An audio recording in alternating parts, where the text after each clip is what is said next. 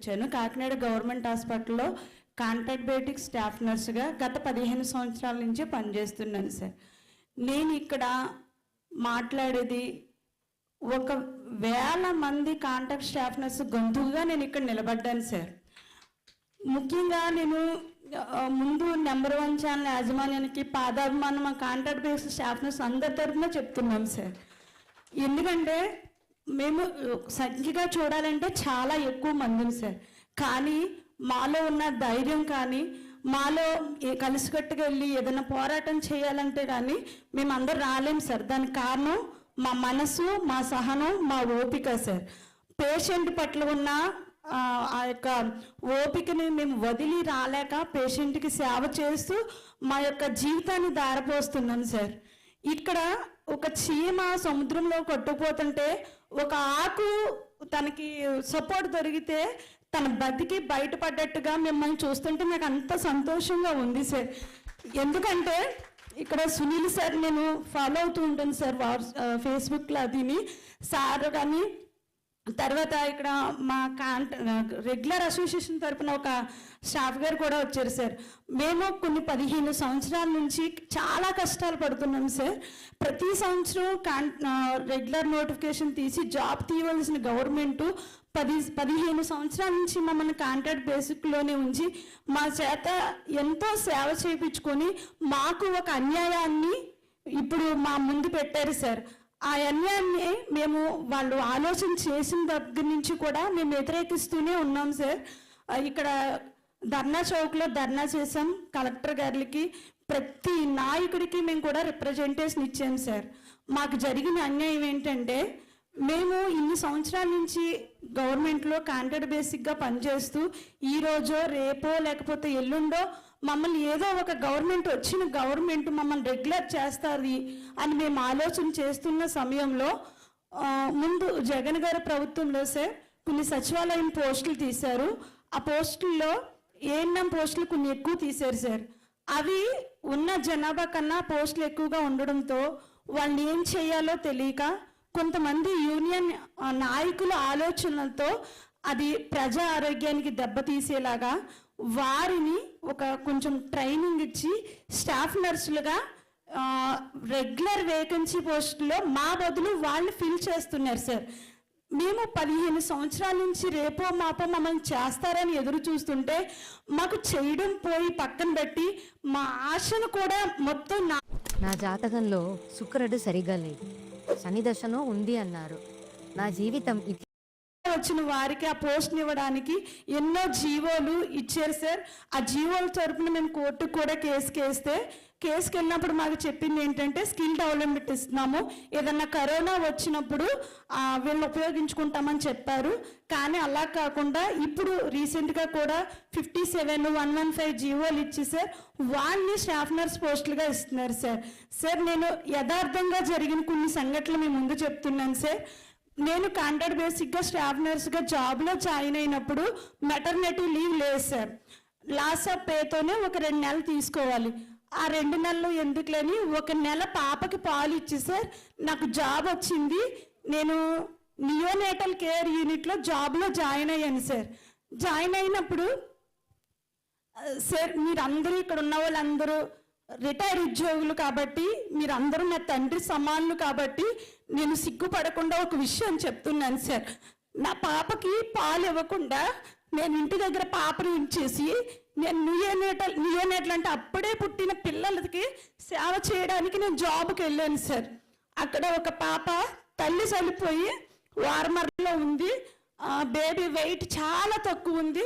ఆ పాపకి తల్లిపాలు చాలా అవసరం, నా బిడ్డకి కూడా తల్లిపాలు చాలా అవసరం.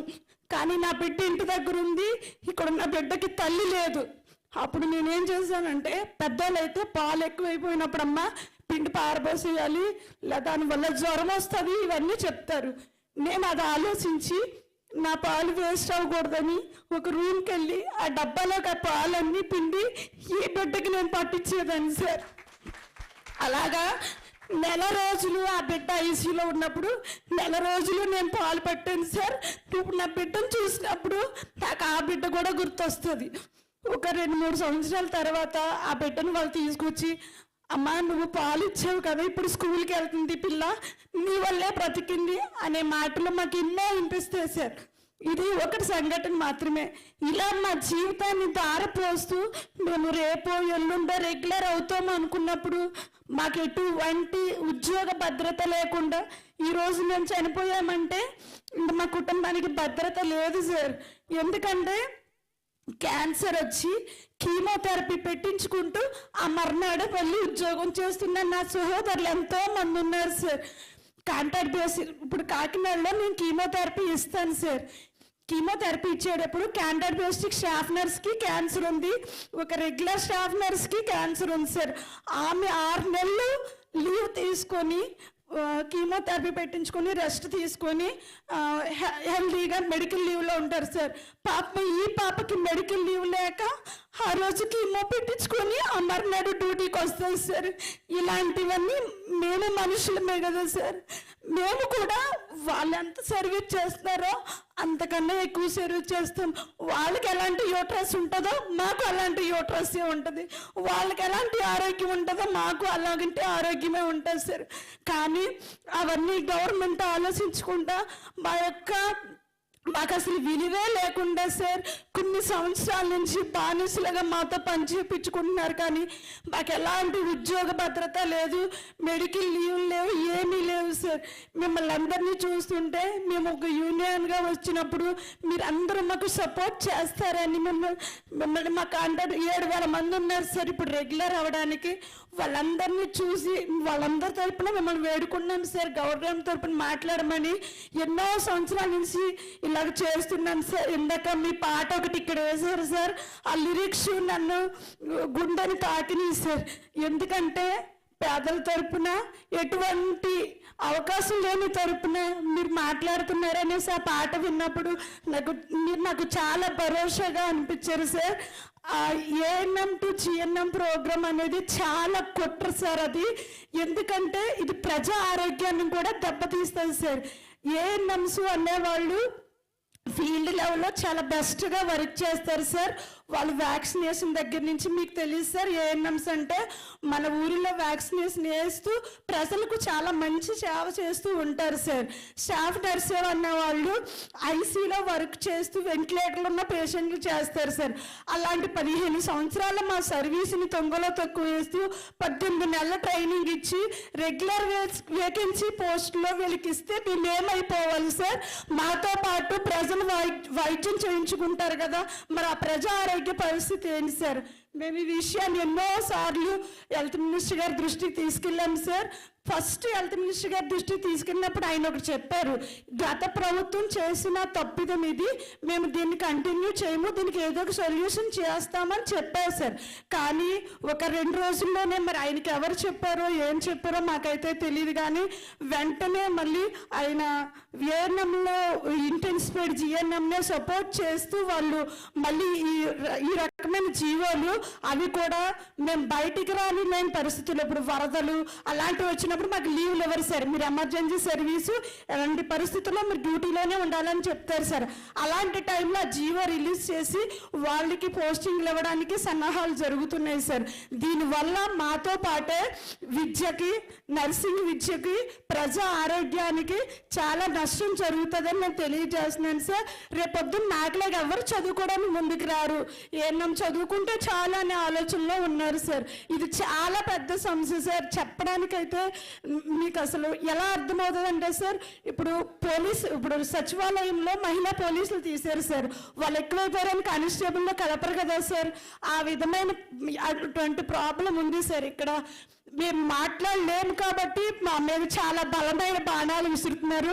మీరే మా అందరి ధైర్యం సార్, మీరు అందరికీ మాకు సహకారం చేస్తారని కాంటాక్ట్ బేసిక్ స్టాఫ్ నర్సులు అందరి తరపున నేను కోరుకుంటున్నాను సార్. థ్యాంక్ యూ అమ్మా. చూసారు కదా ఎంత బాధ. వీళ్ళు ఎందుకు ఫోన్లో వేల మంది అమ్మట పడుతున్నారంటే వాస్తవం వీళ్ళందరూ వాళ్ళు వద్దమ్మా రిటైర్డ్ ఉద్యోగస్తులు అంటే కాదు సార్ అని రిక్వెస్ట్ చేసి ఎక్కడో కాకినాడ నుంచి దూర ప్రాంతాల నుంచి ఇంతమంది ఆడపిల్లలు వచ్చారు. వీళ్ళందరూ కూడా అమ్మాయి చెబుతుంటేనే బాధగా ఉంది. లైవ్ చూస్తున్నారు కొంతమంది, చాలామంది చూస్తారు. వాళ్ళ తెల్లవాళ్ళు కూడా వస్తూనే ఉంటుంది. మళ్ళీ రిపీట్ చేస్తాం 5 దాకా లైవ్.